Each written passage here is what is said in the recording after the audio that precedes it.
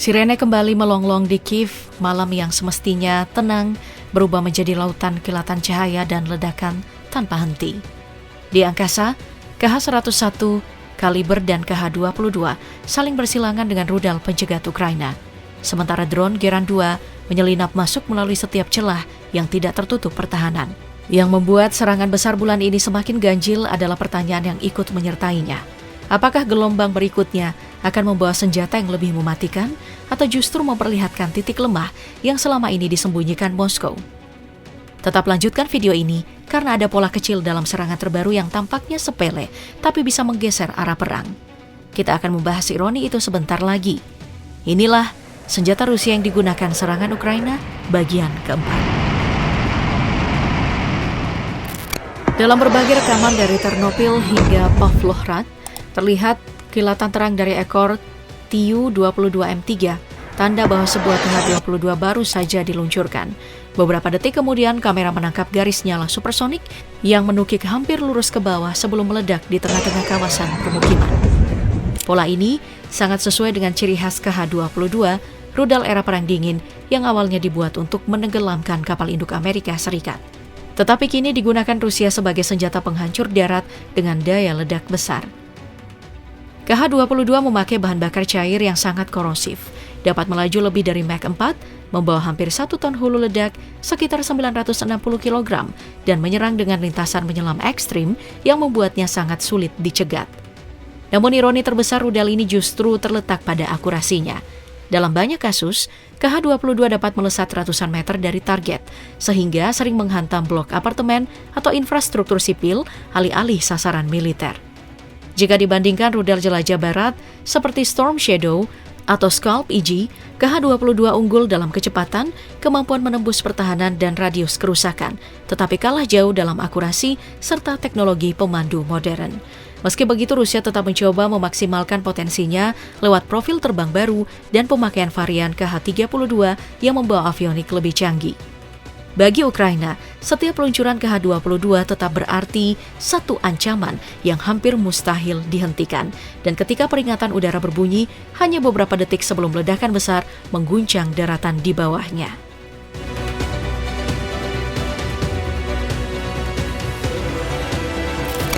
Setelah KH-22 memperlihatkan betapa mematikan kecepatan supersonik Rusia, kini muncul senjata yang dampaknya jauh lebih mengguncang.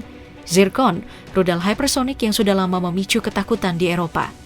Rekaman peluncurannya baik dari fregat Admiral Golovko maupun uji tembak yang direkam di Crimea memperlihatkan semburan cahaya putih yang melesat begitu cepat hingga hilang dalam hitungan detik. Zircon bergerak dengan kecepatan sekitar Mach 9, mampu menjangkau lebih dari 1.000 km dan tetap mempertahankan kecepatan hypersonic sepanjang penerbangan.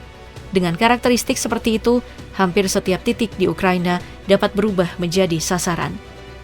Dalam serangan terbaru di wilayah Sumy, beberapa sumber pro-Rusia mengklaim bahwa target yang dihantam adalah sasaran bernilai tinggi, struktur komando, perwira senior Ukraina, bahkan kemungkinan keberadaan pejabat NATO.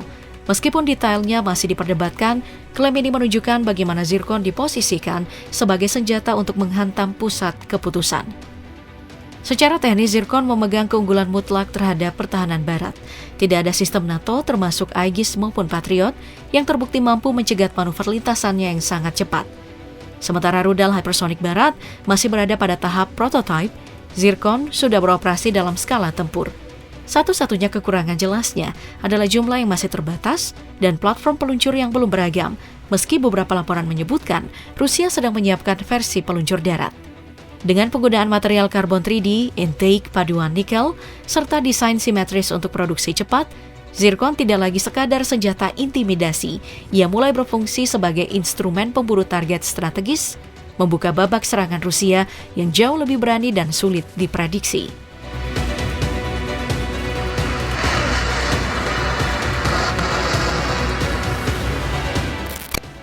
Jika Zircon menjadi simbol eskalasi hypersonic, maka Novator 9M729 menunjukkan bagaimana Rusia memperluas jangkauan perang secara senyap maupun strategis. Untuk pertama kalinya rudal jelajah berbasis darat ini dilaporkan digunakan di Ukraina. Kiev menyebut serangan 5 Oktober sebagai bukti kehadirannya setelah rudal tersebut diyakini menempuh jarak sekitar 1.200 km sebelum menghantam target. Penggunaan ini sangat signifikan, mengingat 9M729 adalah sistem yang dahulu memicu keluarnya Amerika Serikat dari perjanjian INF pada tahun 2019. Dengan potensi jangkauan hingga 2.500 km dan hulu ledak sekitar 450 kg, 9M729 memberi Rusia kemampuan dalam melancarkan serangan dari kedalaman wilayah Rusia maupun Belarus tanpa risiko besar terhadap platform peluncur. Konsepnya mirip dengan rudal jelajah land attack barat seperti Tomahawk, tetapi fleksibilitas peluncur jalan raya membuatnya jauh lebih sulit diprediksi. Selain itu, adanya kemungkinan integrasi hulu ledak nuklir menambah bobot strategisnya. Kelemahannya berada pada kecepatan subsonik, sehingga dapat dicegat jika terdeteksi lebih awal. Meski begitu, Rusia mulai menerapkan pola serangan baru, memadukan drone penjebak, rudal lain, dan operasi malam hari untuk membuka jalur agar 9M729 dapat masuk dalam akurasi lebih tinggi. Setiap peluncuran membawa pesan yang jelas. Jangkauan operasional Rusia kini kembali merambat jauh ke jantung Eropa.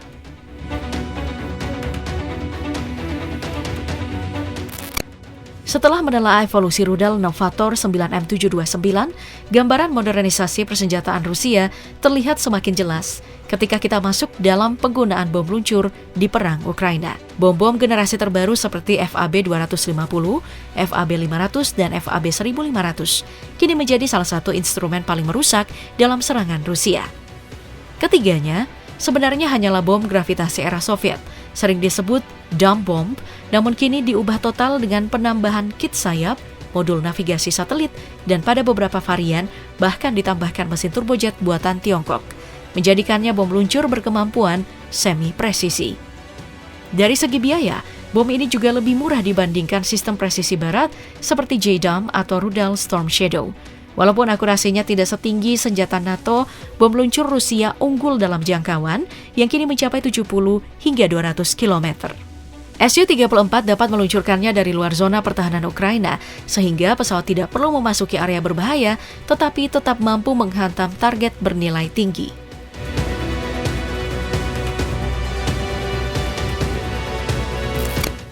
Kini, fokus bergeser ke salah satu senjata paling kontroversial yang semakin sering muncul dalam laporan serangan terbaru, KN-23 buatan Korea Utara. KN-23 adalah rudal balistik jarak pendek berbahan bakar padat dengan jangkauan sekitar 600-700 km.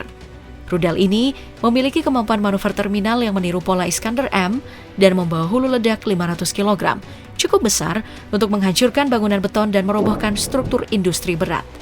Jika dibandingkan dengan ATACMS produksi Amerika Serikat, KN-23 memiliki daya rusak yang lebih besar namun tertinggal dalam akurasi dan teknologi pemandu, terutama pada batch awal. Tetapi kerjasama teknis antara Rusia dan Korea Utara membuat rudal versi terbaru menjadi jauh lebih presisi. Di medan perang, KN-23 berfungsi sebagai senjata pemukul jarak menengah yang sangat sulit dicegat sistem pertahanan udara Ukraina, terutama ketika diluncurkan bersamaan dengan rudal S-300 yang ditembakkan sebagai umpan.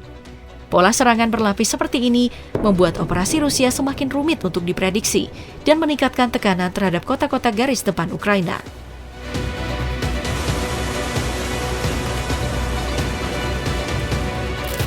Setelah KN-23 menunjukkan bagaimana Rusia memadukan rudal presisi dengan pola serangan berlapis, medan Ukraina kini juga diikuti ancaman yang tidak kalah berbahayanya, tetapi bergerak jauh lebih diam. Forpost pada awalnya merupakan hasil lisensi dari UAV Israel, AI Searcher Mk2, namun versi lanjutannya, Forpost ER, telah berubah total menjadi produk Rusia. USGA kini memproduksinya dengan avionik, mesin, serta sistem muatan buatan dalam negeri agar bebas dari embargo teknologi barat. Drone bermesin tunggal ini bisa tetap berada di udara hingga 18 jam, beroperasi dalam radius 250-350 km, dan membawa payload 100 kg. Dalam gelombang serangan terbaru, Forpost tidak lagi hanya dipakai untuk pengintaian. Rusia mulai memanfaatkannya untuk menjatuhkan Kap-20, bom berpemandu presisi yang digunakan untuk menyerang posisi artileri Ukraina di Kasachaloknya, Bogdanovka, serta sebuah hanggar yang dipakai tim drone Ukraina. Meski hulu ledaknya kecil, Presisi Kap-20 memungkinkan Rusia menghancurkan target bernilai tinggi tanpa menggunakan rudal besar. Jika disandingkan dengan MQ-1C Grey Eagle milik Amerika Serikat, jelas Forpost tertinggal dalam hal jangkauan, kecepatan, dan daya angkut. Namun kelebihannya yang sulit dipungkiri adalah biaya yang rendah, fleksibilitas modifikasi, serta ketahanannya saat beroperasi di garis depan yang penuh dengan jammer dan teknologi elektronik. Faktor inilah yang membuat Forpost tetap relevan di medan perang Ukraina. Sementara itu, dari sisi amunisi loitering muncul ancaman baru yang lebih kecil, lebih murah, namun makin sulit dihentikan, Shahid 107. Shahid 107 adalah drone kamikaze bersayap tetap buatan Iran dan kini merupakan bagian dari serangan Rusia di Ukraina. Puingnya ditemukan di front timur pada November 2025, memastikan kehadirannya di medan perang. Drone ini membawa hulu ledak 8-9 kg, memiliki kecepatan kurang lebih 120 km per jam, dan jangkauan operasional mulai dari ratusan kilometer hingga klaim maksimum 1.500 km. Rusia dilaporkan mulai menyiapkan produksi domestik Shahid 107 melalui kit dan transfer rancangan dari Iran, mengikuti model industrialisasi ala Buga yang sebelumnya dipakai untuk Shahid 136.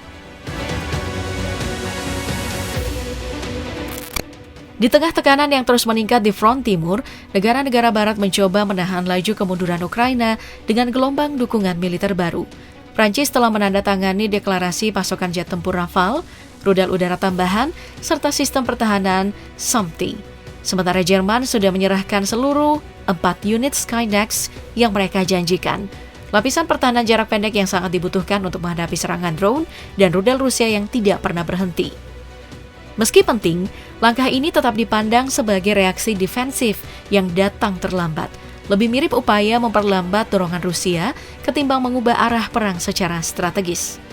Namun, semua dukungan itu tidak mampu menutupi gelapnya prospek yang kini dihadapi Kiev. Krisis personil telah mencapai titik yang paling parah. Sejak 2022, tercatat lebih dari 3.100 kasus desersi dan absensi tanpa izin. Dengan rekor 21.602 tentara kabur hanya dalam 1 bulan, sebuah angka yang menunjukkan betapa terkikisnya moral dan betapa berat tekanan di garis depan. Kebijakan terbaru yang membolehkan pemuda 18-22 tahun ke luar negeri justru mempercepat hilangnya tenaga tempur yang masih bisa direkrut. Dalam waktu yang sama, badai politik mengguncang Kiev. Skandal korupsi besar, perpecahan elit, dan menyusutnya kesepakatan di antara negara-negara pendukung Barat membuat kondisi semakin memburuk. Dengan rangkaian kemunduran di Donbas dan kawasan selatan, pembicaraan damai mulai kembali terdengar. Tetapi banyak analis memperingatkan bahwa Ukraina kemungkinan besar akan kehilangan wilayah penting dalam kesepakatan apapun. Cerminan pahit dari situasi di medan perang yang semakin tidak berpihak pada Kiev.